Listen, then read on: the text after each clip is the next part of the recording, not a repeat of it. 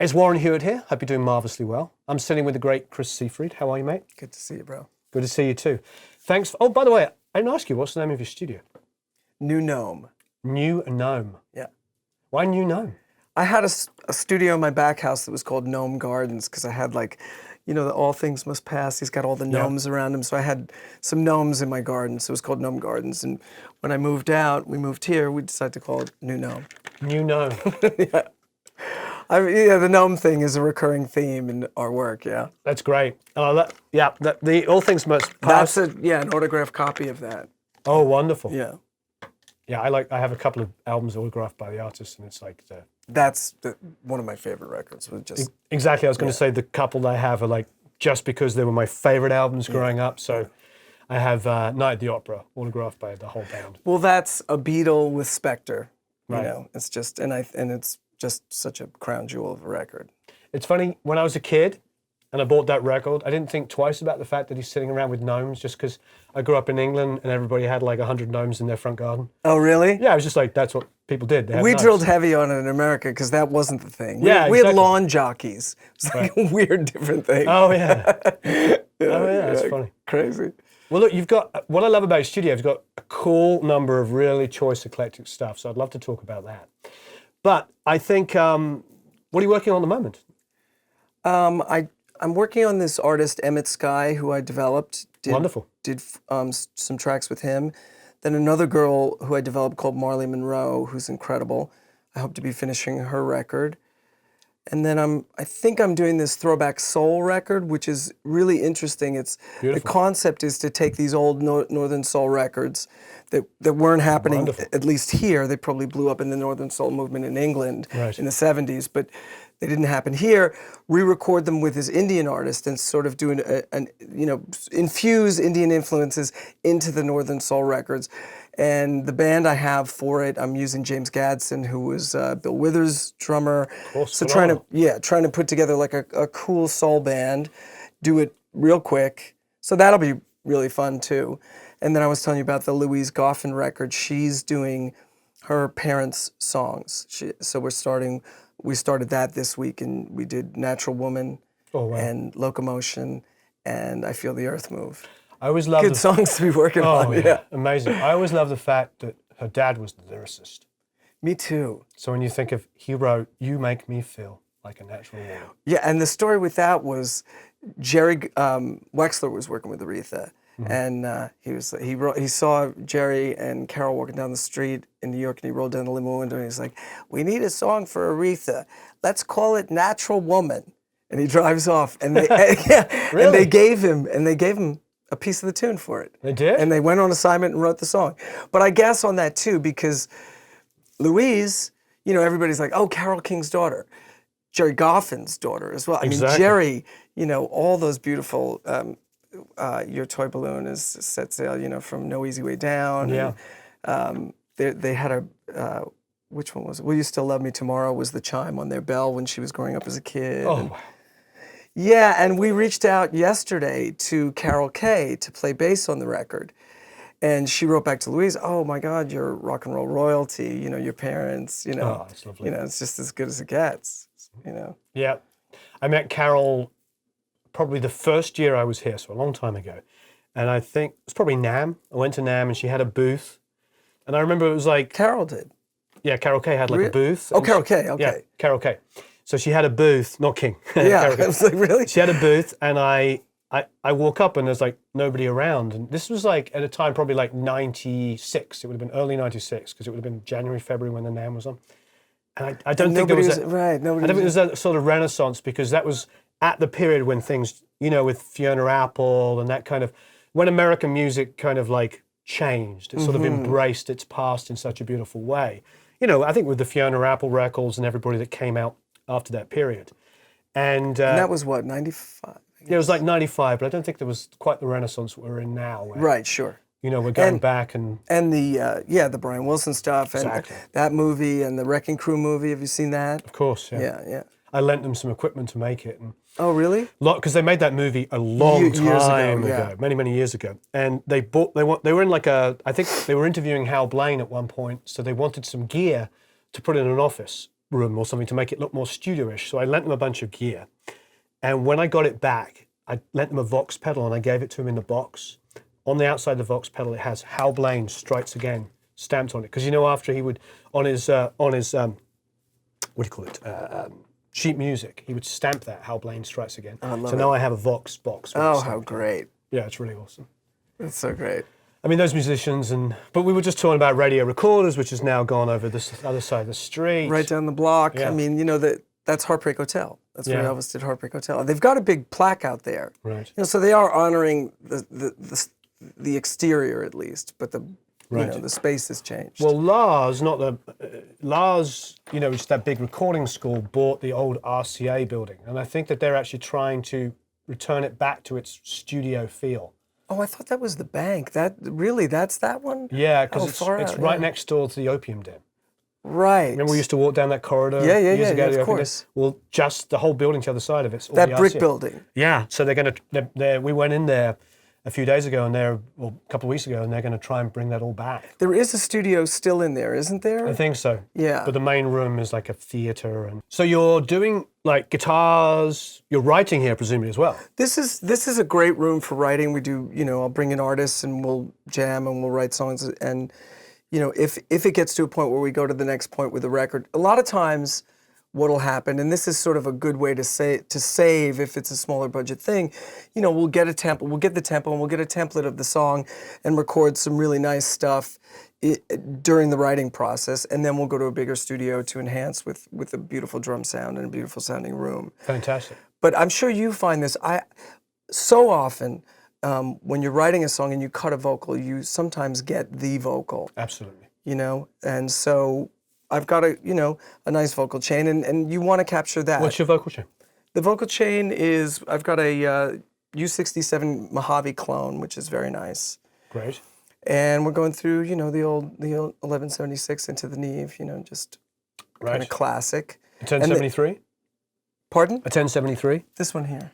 Yep. The UA. Oh, the UA, great. Yeah. Wonderful. And then in the writing room, I've got this old 80s 414 and a Golden Age preamp. So, sometimes you're getting vocals on the fly when you're writing, if you've got a tempo and you've got a tempo match. And if the performance is amazing, it doesn't matter if it's the best chain or not. The performance is king. Yeah, and it's like, you get you buy a new frame, but don't repaint the painting. Yeah, I agree. So that's a good analogy. Yeah, so we do a lot. We do a lot of stuff here. We did do one project where we did drums here, and we sort of did the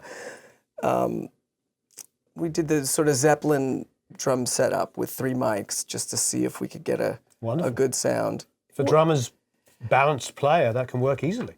But there's no room tone though. That's Right. That's sort of didn't go. It's okay. It's fine. Right. But we prefer to go other places unless it's a pop thing and it's programmed drums, and then we can do it all in here. Right. Yeah. I'm in the same place. My drum room is probably a little bigger than yours, but it's not massively bigger. So I tend to do basically exactly the same thing. I'll do close mics and maybe enhance them with some samples if I need some ambience, a bit of verb and stuff. But otherwise, I'm in and out of Sunset Sound or United or wherever. But it is a nice, when I talked about the savings thing, if you've gone into a room and you've just got an arrangement or you're hiring new cats or whatever, there's so much left up to chance. Where if you do the pre-pro in your own room and you've got the tempo locked and you've got certain things that are sweetening things that you love and people, so it's almost like they're playing to a band and they're reacting to the sound of certain things. And it is a great way of doing things. And I started doing that actually when I was in God's Child in New York in the 90s.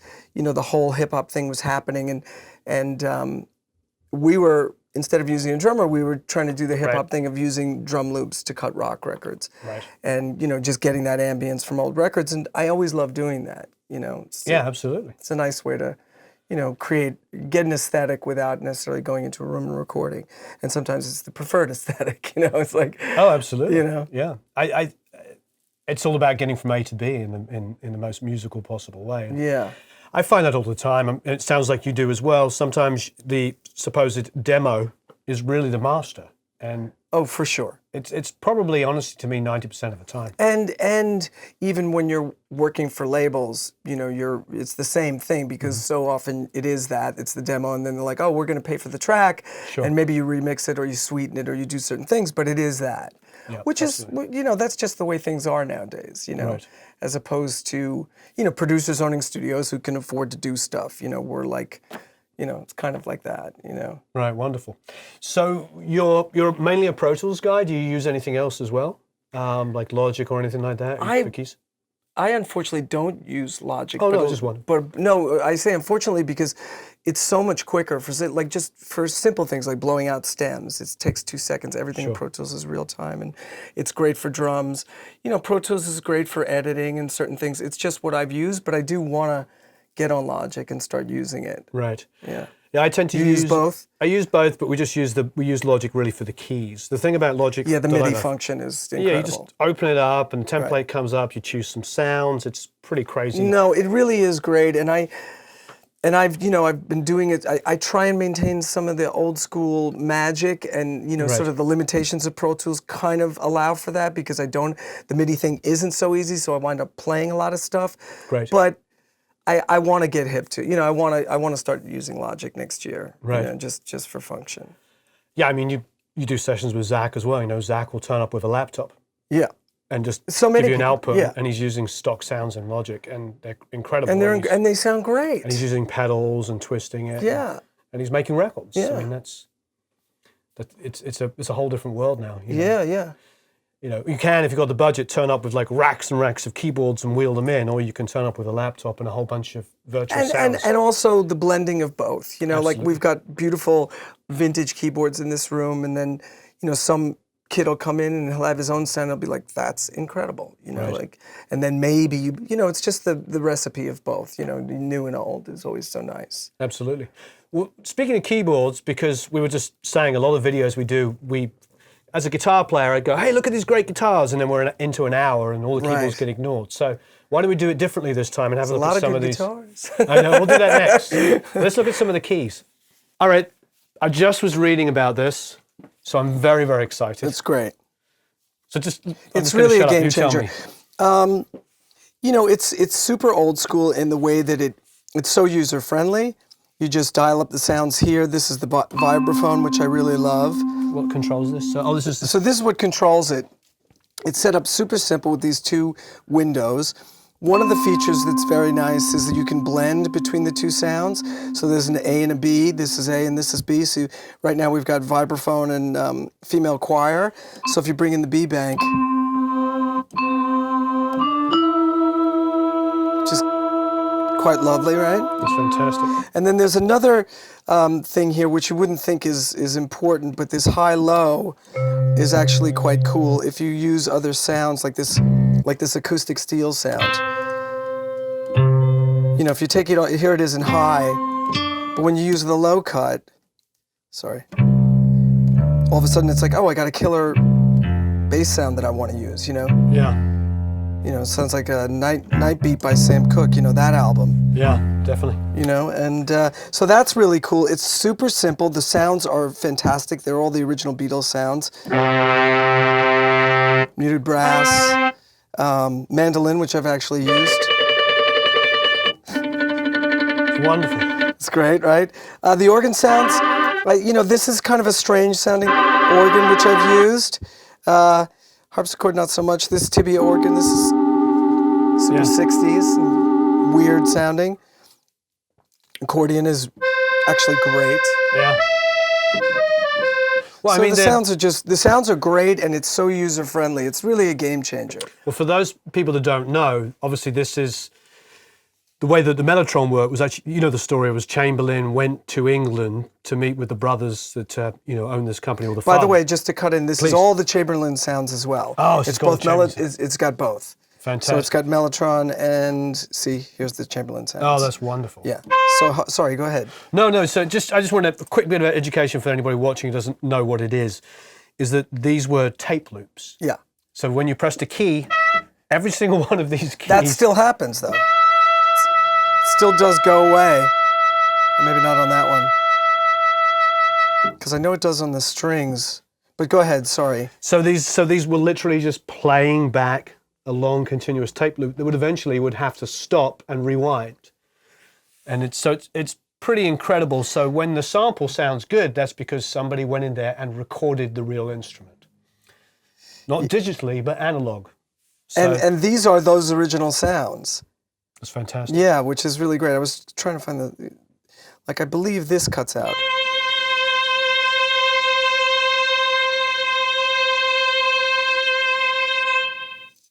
Yeah. Fantastic. Yeah. So now the tape's rewinding. Yeah, exactly. it's really a wonderful instrument. They've got another one. This one is the plastic one, which is about $2,000, and then they've got the more beautiful one that is wood. You're really just paying for the casing and the aesthetic, which is I was going to get. My buddy got the one for $3,000, and I got the cheaper one. At the end of the day, we don't look at music, we listen. So like, wait, thank you. I think I can see the wooden mellotron or the plastic. Yeah, it's lovely. And then this is quite cool. This is a left-handed piano Fender Rhodes bass, which is the Raymond Zarek from The Doors. This is what he performed with, which was the left side of the Fender Rhodes. And it's really nice. It sort of sits in tracks. It solves a lot of low end. You know, if you don't want a full-on bass thing, but you just want to put something in, it's very nice. Beautiful. What do we have over here? This is really, looks like it might be a crap piano, you know, but the thing about it is, first of all, if you look at it, it's the size of a Wurlitzer. It's not a full scale. It's 73 keys. And it's a really beautiful sounding piano. It's got its own thing. And what I really loved about it when I found it, I was in a piano store and my daughter was doing a recital and I just went out to peruse and I found this. I originally got it because I was telling you about my studio in the back house. I only had room for a small piano. Right. But what I really loved was this, the low end, because the piano strings are so short, it sounds the way the Stones cut like a Nicky Hopkins left hand. You know, it's all compressed and small sounding. Right. There's not that big blossoming, you know, sustain from longer piano strings. These piano strings are this long, so it's got nothing. But I love the way it sounds. It doesn't have all those harmonics. You know, it's got different harmonics. So that was one of the things I really loved about it as well. Like the low end is super gospel-y sounding. Very tight, yeah. So it's lovely. And then over here we've got the original Mini Moog. And this is great. It is monophonic, so it's just one note at a time.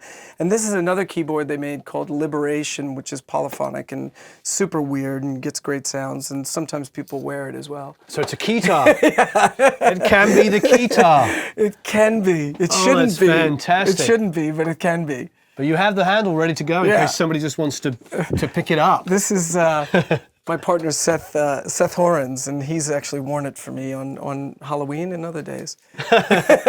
Now Nord 2, we shouldn't ignore this. This is a wonderful keyboard. This is a great keyboard. It is. I use this for a lot of you know, sort of sub bass summing. It's very nice and it's versatile. And then this was my first fuzz box as a kid. Sam Ash was a local dealer in New York originally, and this was their big piece of gear in 1969, and this is a repro of it. If you go on eBay and try and get the originals, they go for a couple $1,000s. Of course they do. And so this is great though. It doesn't sound like, you know, it's pure fuzz. It goes great with the sitar guitar.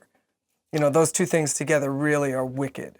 Just that'd be interesting. Yeah, it's great sounding. I have that same sitar guitar. The Jerry Jones? Yeah. Yeah, they're great. I got that for Marley. She's like we're doing like an acid soul record. So I was just like, oh, sitar guitar.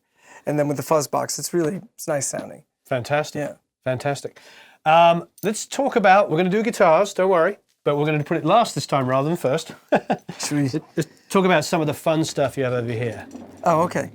Okay, this is really, really fun. And the reason why, I'll be honest, in England, I didn't know anything about the Telray. And do you know how I found out about the Telray? No. The plug-in. Oh, right. It's really funny. I'm being honest. I didn't know about the Telray in England. And then that the cheap plugin. I think it was either came free with Pro Tools. It was super Did it cheap. sound? Did it have the oil can sound? Yeah, it did. Yeah, It did. Oh, yeah. cool. And it was just like, I think it was like blue, and it had that logo anyway. And I was like, oh, what's the tail rate? Then I found out about it. So I didn't know about this until like 15 years ago. But this is super cool that you have this. That's Doug's. I don't know if it's on, if he gave it to us or lent it to us, but it's Doug Pettybones. Have you had it for a long time?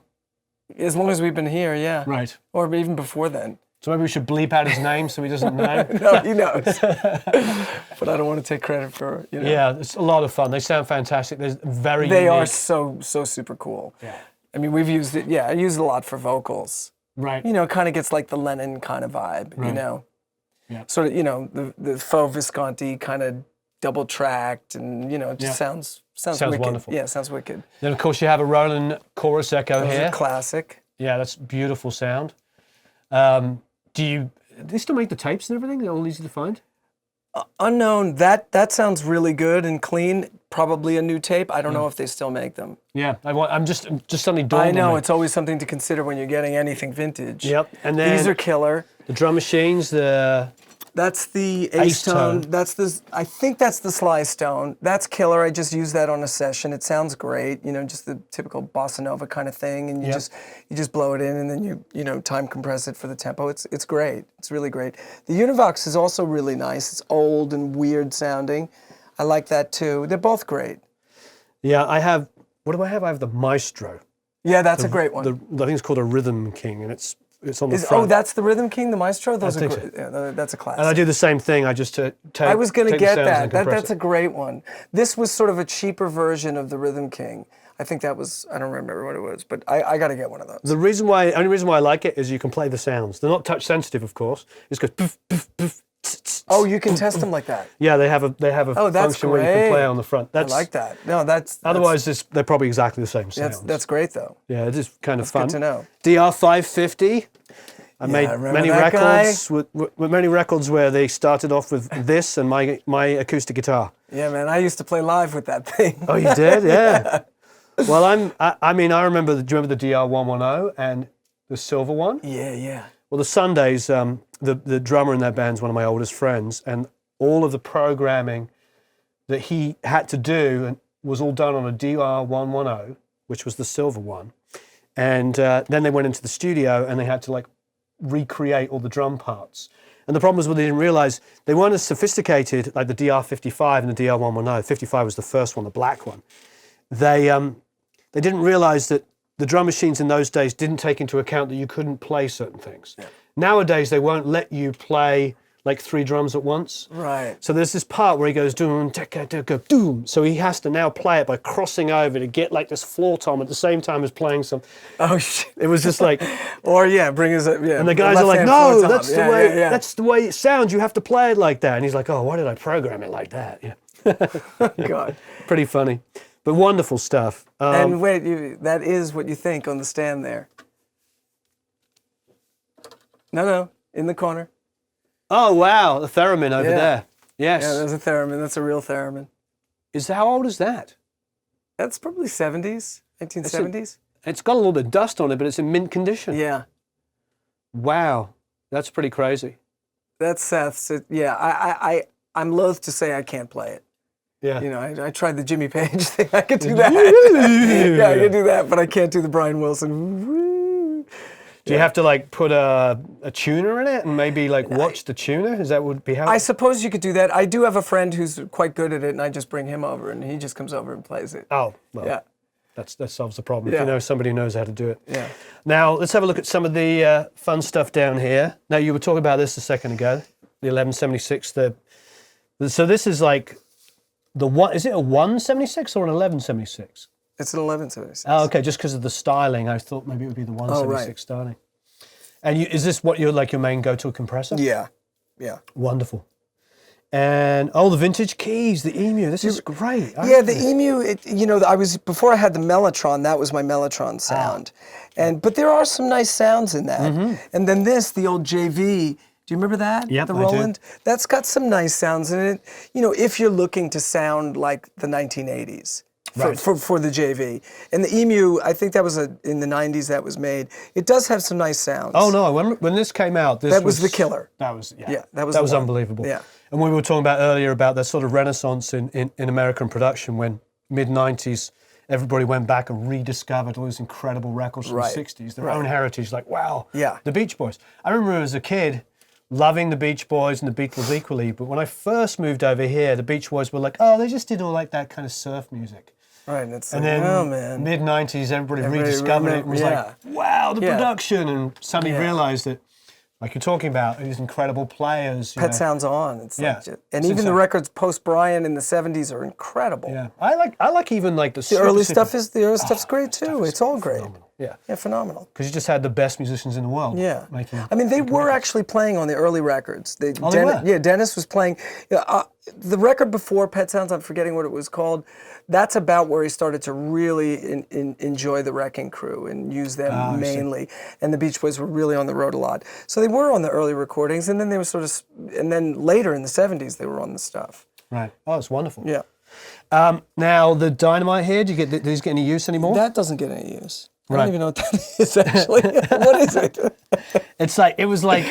It was like when it was the inexpensive compressors that you could buy in the 70s. Yeah, right. I've never seen that actually boot up.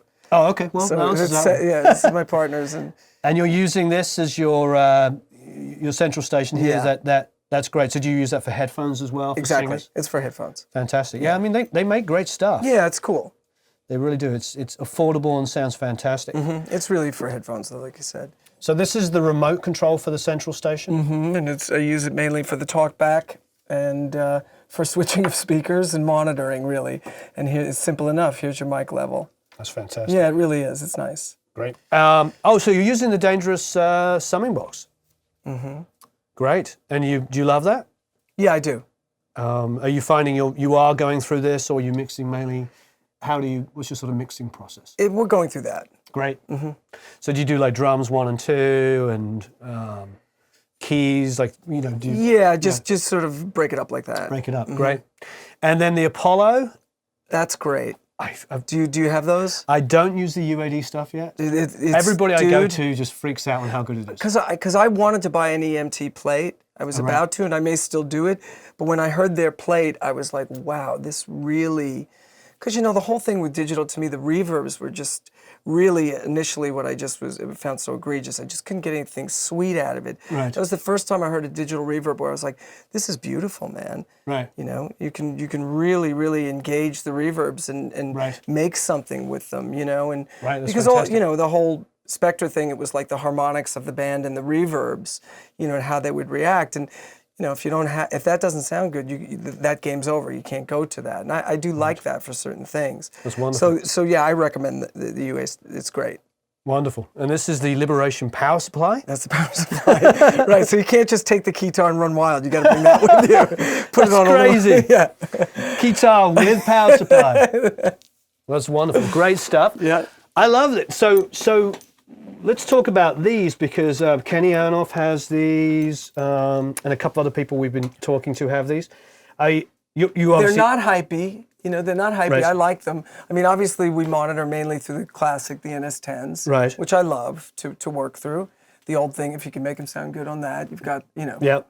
got something. These are really to check the subs, and, they're a little hypey. And I mean, they're not hypey, but they obviously are more full range than that. It's interesting that a lot of us are moving over and using these, and I think that's Do you have them as wonderful. well? I don't yet, but I feel like I should, because they're great. There's so many people I respect, like yourself, that use them. So I'm like, well, there's got to be a reason for that. And I used to have the Tannoys as well, which I have in my home studio instead of the NS10s, but we're sort of into the classic monitoring of the NS10s. You can really judge a vocal on the NS10s. Vocals, guitars, and snare drums. Yeah. Anything that's screaming mid-range is like, I always say, if it sounds pretty offensive on this, it'll be great everywhere else. Exactly. Oh, it's wonderful. Well, look, let's go and do some guitars.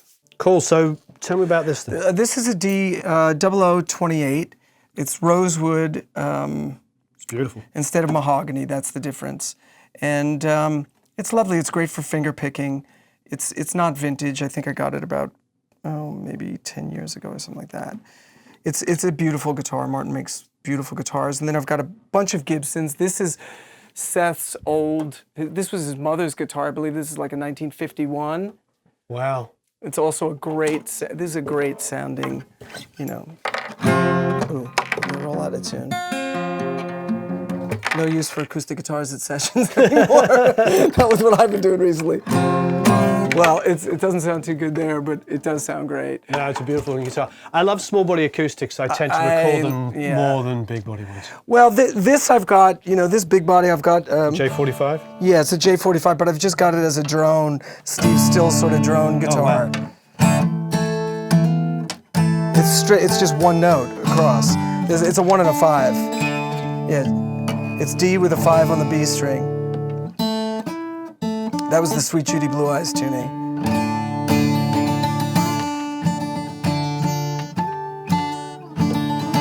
Although his was E, I believe. I'm trying to think of how it goes. What is it? Well, I don't know. I don't remember the riff. All I remember is that. He does it. Whatever. Yeah, that's it.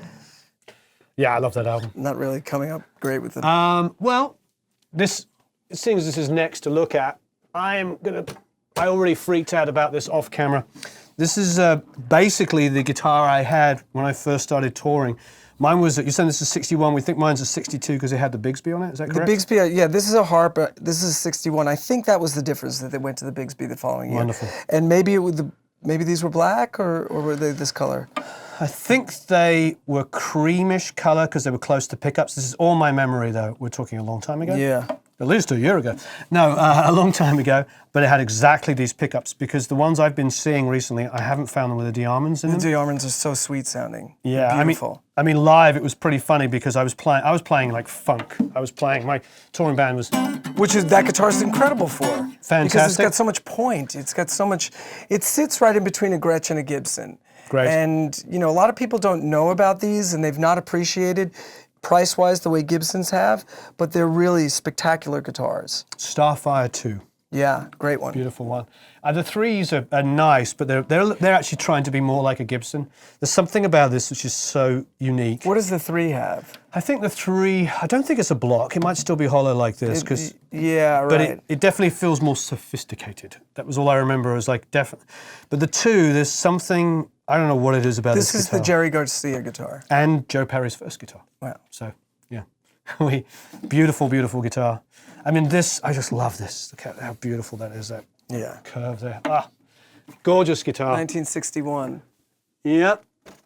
Lovely. And then we were talking about, you have the Jerry Jones. The Jerry Jones I got for a soul record because, you know, the Signed Seal delivered that whole sort of early 70s soul music. They used a lot. They used the choral sitar a lot. Wonderful. This is the Jerry Jones remake of that. It's great. Check it out. Well, you have one, I right? have one, but yeah, for the kids at home watching, I will say that these are remarkable. And is it Bodhicitta? Steely Dan. Yeah.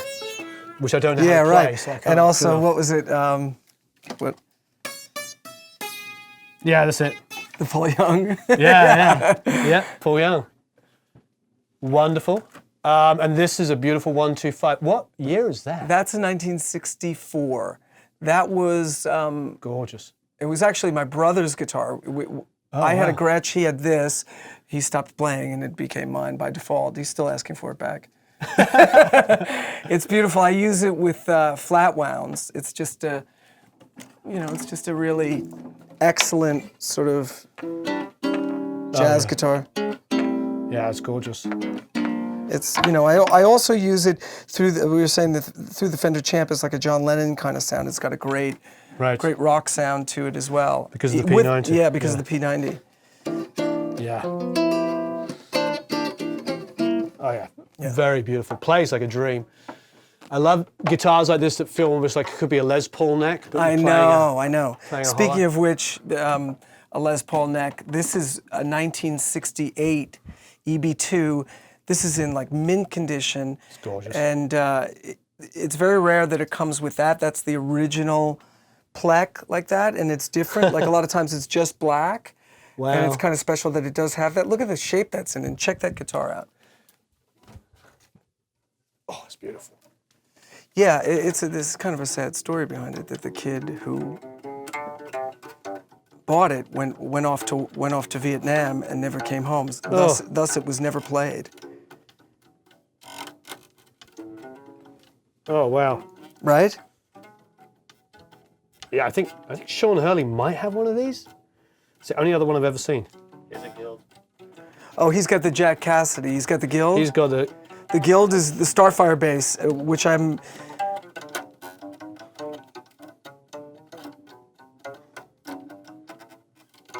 And everybody's getting into the Epiphone now, the Nashville guys. They reissued it. Yeah. Wonderful. That's the, I guess the Epiphone, that's the Jack Cassidy. That's the Jack Cassidy's Epiphone, yeah. Right, but he also played a Starfire. And those I are think great. Paul Hill has the Starfire. Oh, really? Yeah. Yeah, Paul Hill has one. And you know, Paul's got some really eclectic basses. Okay, Nothing great there, sort of, you know, There's a just Strat. things you need. Strat is cool. This is a high string, if you want to, Nice. you know, I do the same thing. all out of tune, all of Mine's an Epiphone as well.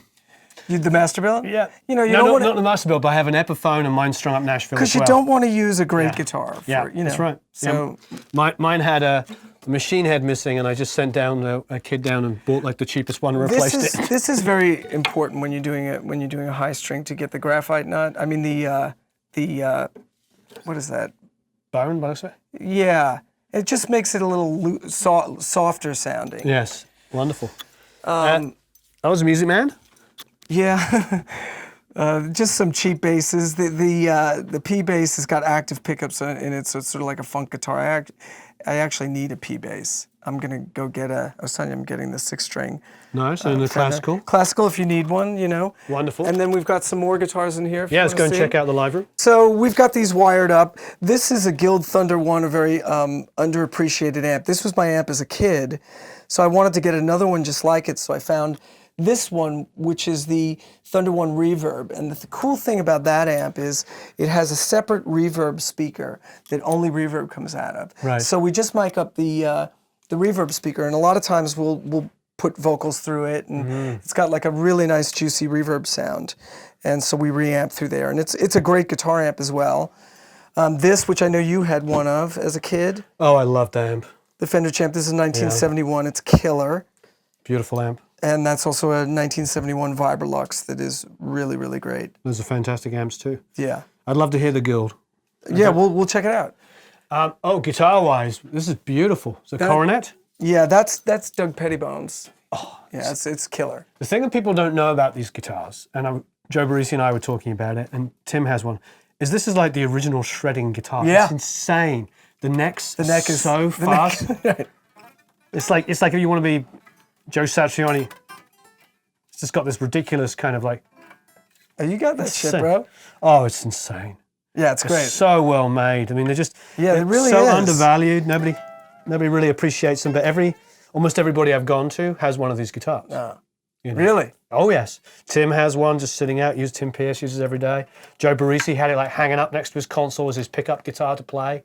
It's really fun. Yeah, these are obviously, the guys that know are the guys that know. This is fun. This is really fun. I was telling you that I'm going to go get a Fender 6, but I've been sort of using that as my faux tic-tac bass. Oh.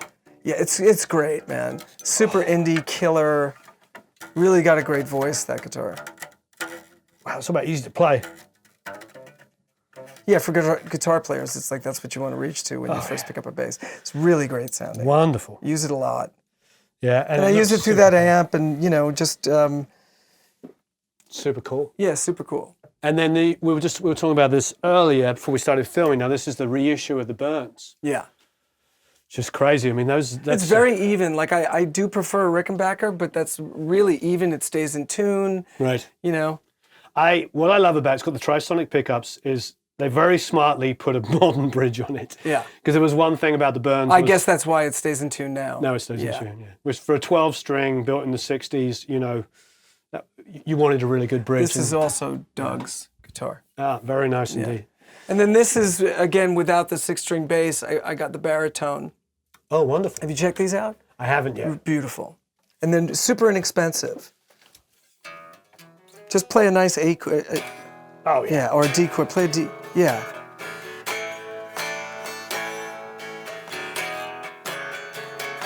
It's a weapon. And it's got a whammy. So it's really like the... Well, where'd you get this? It's beautiful. You can get them, man, Warren. They're not even expensive. They're like $700. Really? Good old guitar. But it's all about, you want to be doing, you know, it's all the Tommy Tedesco shit. Nice. You know, the Glenn Campbell solo on Wichita Lineman, you know. Oh yeah. You know, it's all that kind of stuff, and fanning. Yeah. That's wonderful. Yeah, it's just... Now, with the 6-string bass, they go down to E. The baritones, they go down to B. So you're transposing it a fifth. But it's great. It's another beautiful thing to just, you know, rake chords with or play lines with. It probably helps writing. Twist out, get out of. Yeah, you know how that is. Every time you pick up a new axe, you write something. Yeah. You know? Yeah. And particularly if it's in a new, you know, this is in a different tuning, you're writing different chords. You think you're writing a G chord, you know, you're not. You're writing a D chord. Wonderful. This is the classic. Yeah, that's beautiful. Yeah, it is. It's a really nice one.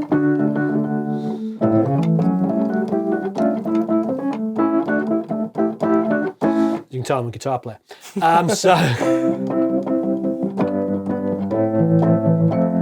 When I do play keyboards, I sound like a Beatle keyboard player. That's how every guitar player plays. We go dan dum dan dum dan. That's real total, piano that players is Beatle. Yeah, real piano players have independent left and right. I don't. Yeah, it's gorgeous. Yeah, it's a nice one, and you know, you can put it through an amp. Right now we have the mic set up so that you can mic the speaker. Beautiful. You know, I have one at home that doesn't have the speaker. This one, you know, the floor speaker, and it actually sounds really good. Yeah. You know, mine just has this speaker, but yeah, it's killer sounding. Floor speakers are great because that saves a lot of, you know, a lot of like reamping, figuring out what to do. It's I mean, if you want the, you know, the Ian McLagan, you've got to, you know, put it through an amp. Yeah. But yeah, it's really sweet sounding. Wonderful. It's really nice sounding. Now you have a Leslie over there? Yeah. Great. I don't even know what this is. Do you? It looks like a Lennon, kind of like a Lennon thing. Yeah. Is it his model? His didn't have like a thing like that. Yeah, I don't know. Yeah, it's a small body. Did Lennon have it? He had a Bigsby on his. I think so. He had a small body, Lennon. No, he had a small neck. Yeah. I don't know. I know that Susanna Hoffs had her own model, which was very small like this as well, but hers was black and white. Yeah, this guitar, I've not used it. Great. So I don't know. Well, it has a Bigsby. It has a Bigs on it, yeah. It's got some weight to it for a little guitar. There's some real chunkiness on there, so it's very well made. Wonderful. Yeah, man. So, Chris, one of the number one reasons why I wanted to interview you is because to me, you're like right in the trenches doing what we're doing these days. You're making a living doing this because you're multi-talented. You were a singer, songwriter, multi-instrumentalist, producer, engineer. And I feel like I'm trying to encourage people to grow in all of those ways because, you know, I engineer records. I've engineered some really big records. I produced some successful Did you stuff. you started not as an engineer? No, I started as a musician and a songwriter and a crappy singer. And when did being an engineer come into it? I think I was always that annoying guy in the band. You probably were too. You're working with a successful producer and engineer and you're kind of leaning over their shoulder and going, what's that? Why'd you do that? You know, I was that guy. I remember when I first moved here, Tom Lord Algie mixed my band's first record, and it was just as Tom was about to explode and do everything 90s. Yeah, sure. And I just was like, what is this? How does this work? And the records that, you know, we've been talking about on camera and off camera, the Beach Boys and the Beatles, and, you know, we didn't get into it, but I'm sure we both loved 10cc and ELO and Supertramp. And the reason why those bands were so great was on all levels. They satisfied on every level. Mm-hmm. They had sonic artistry, incredible songs. Beautiful records. Just beautiful records that will forever be considered the greatest records of all time. Mm-hmm. So for me, as a fan of music, and I'm sure this is for you as well, I'd love obviously your input, I'm interviewing you after all, is that, you know, that fulfills everything that we want to do. Yeah, I mean, for me, the engineering thing, when you said the guy in the studio lurking, the lurker, I was the writer, I was the songwriter and very interested in what it sounded like sonically, but the engineering thing was by default. It was like I was doing gigs, there weren't budgets, and it was like I had been so accustomed as an artist to hire great engineers and collaborate with them. And then when I started doing things where I couldn't pay them, it was like, I've got to learn how to do this, man, because I can't just, so it was like that for me. So to put that in the things I do, that was sort of by default, and that does sort of talk about the music industry today, how you do, in the old days when we were doing our records, you'd have the killer engineer, you'd have the killer producer, you'd have the, the killer studio, all of it. Yeah, now we have to wear a lot of hats. Yeah. Sure do, yeah. And I think even if I was coming up as a producer, engineer, mixer guy, I feel like you have to be musical. I think we come from a musical background, and then we learned how to produce and engineer and mix our own material out of, like you say, out of necessity. But I feel like those two worlds are collided in both aspects. So now if you're a producer, engineer, mixer, you need to be musical because, if you're tuning a vocal, it's not always about tuning it to the grid. Absolutely. We drove over and he picked me up. I get into the car and I had to do-doom, do-do-do-doom. And I went, oh, Jeff Buckley. Kiss me, okay. I came straight in. And my hair's down and we listened to it. There's not an auto-tuned note. Well, I was just going to say in regards to that is I try really not to auto-tune at all. I really try and get the performance. And in fact, the way I grew up listening to stacked vocals, like Beatle records we were talking about, I loved, the phasing of it not being perfectly, aligned. And oftentimes even a different lyric or whatever, they'd fuck it up to that degree. And so, if you're doing rock records and indie records, all that vibe stuff really counts and it's part of what you go to. If you're doing a pop record, maybe you do have to square things up a bit just because it's what it is. But I really like to try and get it out of the performance. Right. I really, I think our job is to work with great people and encourage them to be great and not just let them get away with it, or cheat through it. It's like, that's not what is that? That's nothing. Yeah, I agree. It doesn't really produce lasting results. And one of the things, we were listening to that song, and it came into like the whole outro section as I got into the car, and that the way he's just doing all those blues notes and stuff, and he's bending up, and he's got a real understanding. I would say the outro to Last Goodbye is like I would put that on repeat and give it to any singer and say, just work on that for the next 6 months. Yeah, I mean, he was such a gifted, natural singer. I mean, and he had, he had that falsetto. Like when you listen to Brian Wilson's music and all the instrumental pieces that he writes, they're so indicative of his vocal instrument. The way he wrote, because he had such a falsetto, he would write, ooh, like all these great things. Yeah. They came from his vocal instrument. And Jeff was just such a natural, incredible singer. Yeah. But as a producer, what I love to do is discover what's great about that person. What they have that's so amazing, and then help focus it and bring it out. Yeah, that's wonderful. Yeah. I think that is a great art and something we should encourage, where we're trying to make more of what's there as opposed to imposing ourselves. And I think for cats like us, if you've come up in a band, as a producer, we kind of feel like we're in the band for the day or for the length of the project, so it is collaborative, and if you come from that thing of you've been in bands and been in collaborative situations, it's very easy to encourage. It's just part of that, part of that thing. Absolutely. Yeah, I mean, George Martin was probably unofficially a fifth Beatle. Yeah. He's there playing keyboards, and helping with the orchestral arrangements. And I'm sure they were producing their records by Rubber Soul. They really knew what was going on, and really making contributions on how to arrange records. Yeah, it's wonderful. Yeah. Well, thank you ever so much for showing us around. I really pleasure. appreciate it. Good to see you again, man. Good to see you too. As ever, please leave a bunch of questions and comments below. If there's some stuff that's specific to Chris, I might actually email him or ask him to answer them. And of course, please give us your input. What is your experiences recording and producing and working with artists?